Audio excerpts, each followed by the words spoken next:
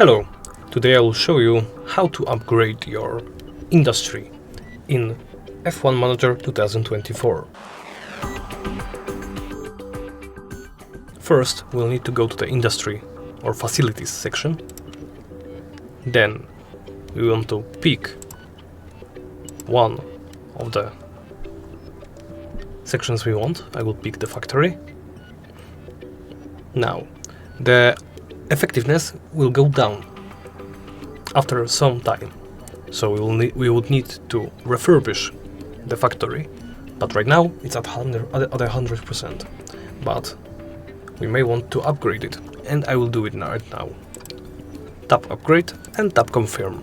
Now the factory is upgrading and it will be done in 100 days. And that's it.